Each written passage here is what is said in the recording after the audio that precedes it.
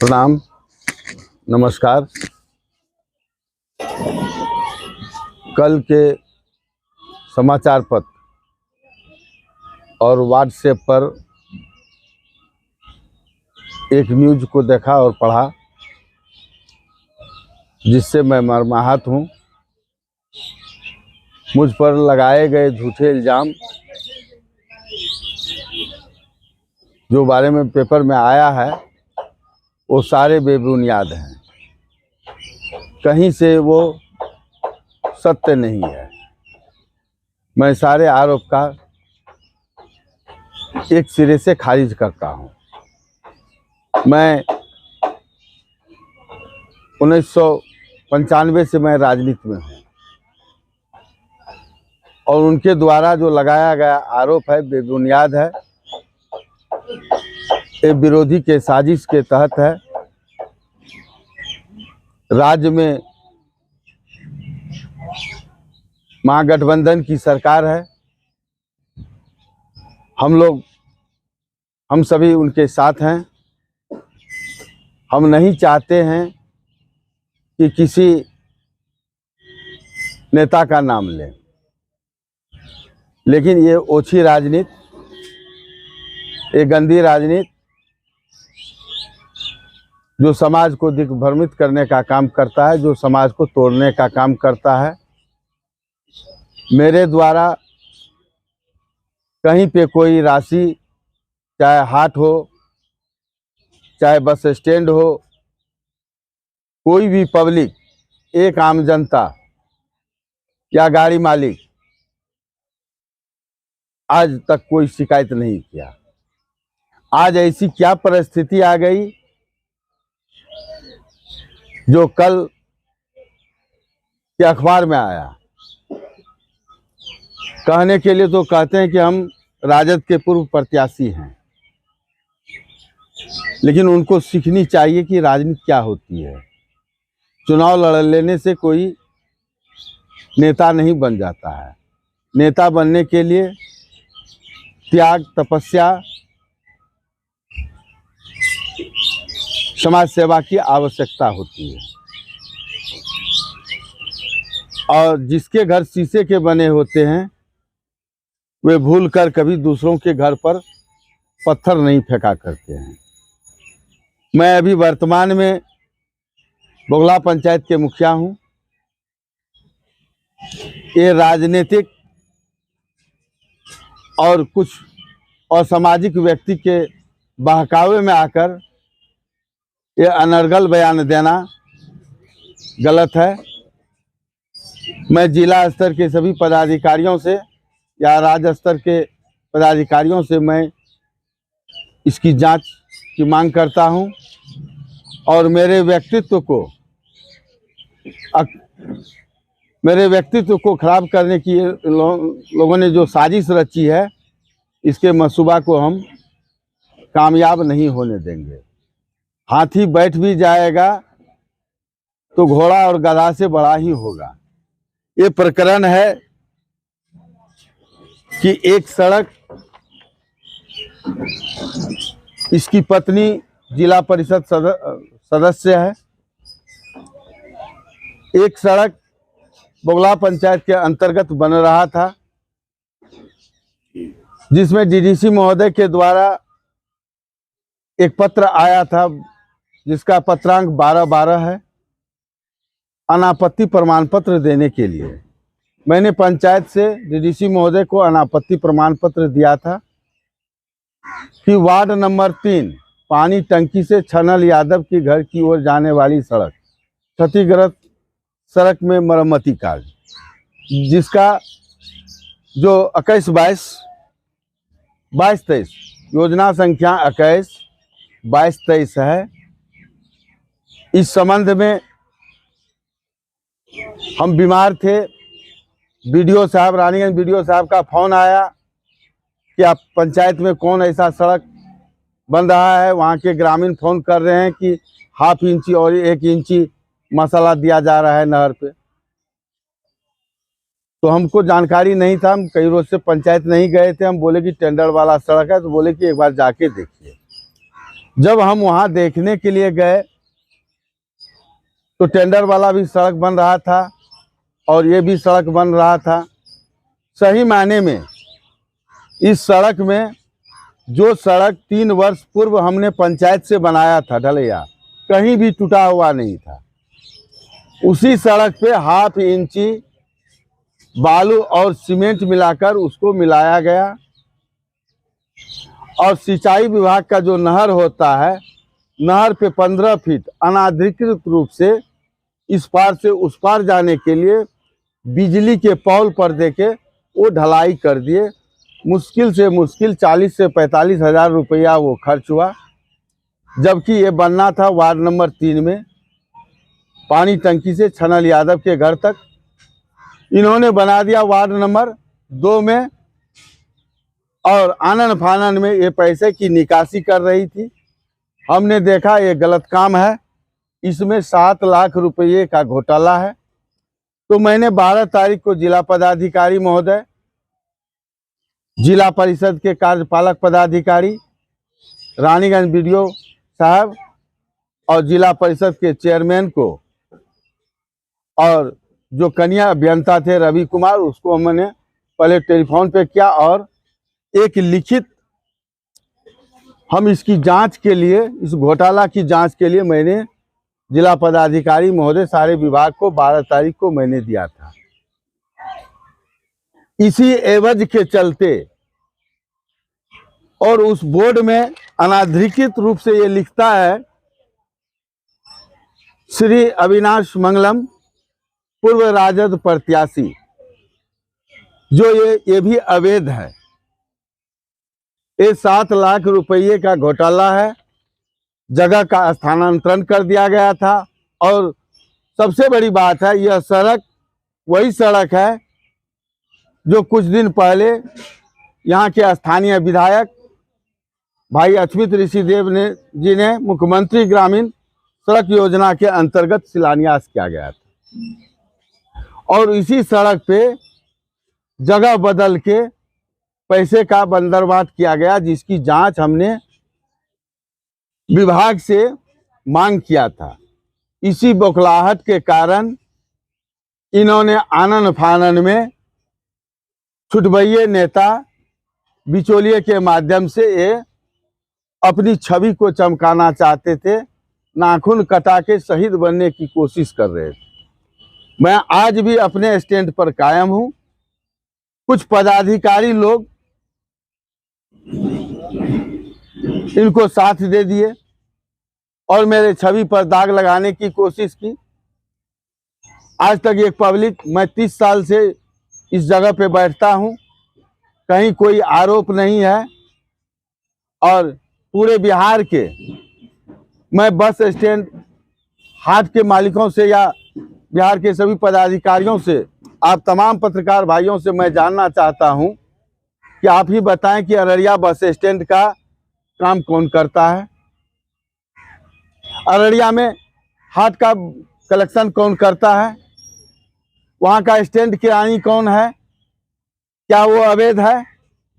तो रानीगंज में अवैध कैसे हो गया? जब रानीगंज में अवैध है तो भोड़ा, कमलपुर, हांसा, गिद्धवास, छतियोना, काला बलवा, बिस्टोरिया, जगता में जो कलेक्शन हो रहा है, ये किसके द्वारा हो रहा है? ये सारा आरोप वही छुटभइये गुंडे जो दूसरे पे लगाते हैं। ये जांच का विषय है, वो जांच करे। आज भी वो लोग सभी जगह अवैध रूप से, कहीं किसी का बंदोबस्त नहीं हुआ है, ये लोग कलेक्शन करते हैं और यहाँ के पदाधिकारी मुख्य दर्शक बने हुए हैं। जबकि बरवन्ना हाट मेरे चचेरे भाई के नाम से है और बस स्टैंड का डाक उसी के नाम से है, तो ये अवैध हो गया और हम कलेक्शन करते हैं। प्रत्याशी बनते हो, पार्टी को बदनाम करने की कोशिश कर रहे हो। ये राजद के लोग, कुछ नेता महागठबंधन में आने के बाद सत्ता सुख के चलते बौखला गए हैं आपस में। कोई शास्त्र पे बयान देते हैं, तो कोई तुलसीदास जी को गलत कहते हैं, अपने ही दल के सरकार को विधायक जी अनर्गल बयान देते हैं। ये लोग सत्ता के सुख में बौखला गए हैं। इनको पता होनी चाहिए कि मैं उसी साख से वहीं से विधानसभा चुनाव लड़ा हूं और मैं क्या करने जा रहा हूं। जिस डाल पे बैठे हैं उसी डाल को ये लोग काटना चाहते हैं और इनके द्वारा जिला परिषद क्षेत्र के सभी पंचायत में अवैध रूप से काम किया गया है। और ये बोर्ड, ये पिक्चर आप देख सकते हैं कि इसमें लिखा है कि राजद पूर्व प्रत्याशी, ये अनाधिकृत नहीं है, इसकी जांच हो। बोर्ड में योजना का नाम सही है, लेकिन ये वार्ड नंबर 2 में है। जहां बनना था वहां बना नहीं और इसी जांच के कारण ये लोग बौखला गए हैं। और हम पराया वो कहते हैं कि इसको मारा उसको मारा, हम किसको किसको मारे। जो पदाधिकारी पल पल जनता को लूटता है और अपने जनता, वो जनसेवक है, बिना पैसे का काम नहीं करता है, वहां हम उस बेसहारे के लिए खड़े होते हैं। वैसे व्यक्ति वो हमको कहेगा बाहुबली है, जो पल पल लूटता है, बिना रिश्वत का काम नहीं करता है। हम किसको गाली देते हैं? रानीगंज के एक भी जनता आज तक कोई शिकायत नहीं किया। हम भी पूर्व में लोकसभा चुनाव लड़े हैं। हम चाहते हैं कि हमारी सरकार और बिहार के यशस्वी मुख्यमंत्री, लोकप्रिय मुख्यमंत्री माननीय नीतीश जी का प्रोग्राम 3 तारीख को होने वाला है। और कल के अखबार में और न्यूज में जो देखा, अररिया जिले के साथ साथ पूरे प्रदेश के कार्यकर्ता साथी पूछ रहे हैं, अगर ये लोग अपनी हरकत पे बाज नहीं आए तो अररिया जिला के साथ साथ पूरे बिहार में आंदोलन होगा। हम नहीं चाहते हैं कि आंदोलन हो, और जब तक मुख्यमंत्री जी का प्रोग्राम नहीं हो जाता है तब तक इस पर हम लोग अभी कुछ नहीं कहेंगे। लेकिन मैं पदाधिकारियों से मैं आग्रह करता हूं कि वो जांच करे, जांच का विषय है तो जांच करे, और जो किसी के मनगढ़ंत कहानी पे या अखबार में बिना सबूत और साक्ष्य के निकाल देते हैं, और वैसे बिचौलिए नेता जिसका नाम मैं नहीं लेना चाहता हूं, उस पर कानूनी कार्रवाई हो। और मेरे व्यक्तिगत जीवन पर जिन्होंने कटाक्ष किया है, मैं इनके लिए बर्दाश्त नहीं करूंगा। मेरी संगठन पूरे बिहार राज्य में है, मैं हर जगह आंदोलन करूंगा और पूरे बिहार राज्य के स्टैंड हाट के मालिकों को मैं भी धरना पे बैठाऊंगा। जब आप डाक देते हैं तो उसके रक्षा क्यों नहीं करते हैं?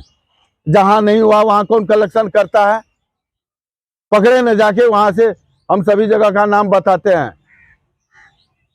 कोई एक व्यक्ति बता दे कि मुझसे रुपया लिया है। 25 साल से हम राजनीति में हैं।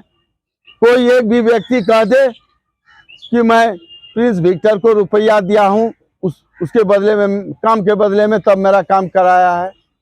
हम भ्रष्टाचार के विरुद्ध फिलहाल बरगमा में लड़ाई लड़े, और हम लोग लड़ाई लड़ते हैं भ्रष्टाचार, अन्याय और अत्याचार के खिलाफ।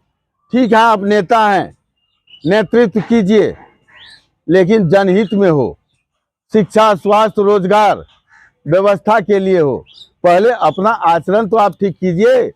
खुद आपकी पत्नी जिला परिषद है और अपनी ही योजना में आपने 7 लाख रुपये का घोटाला किया, जो मेरे ही पंचायत का है।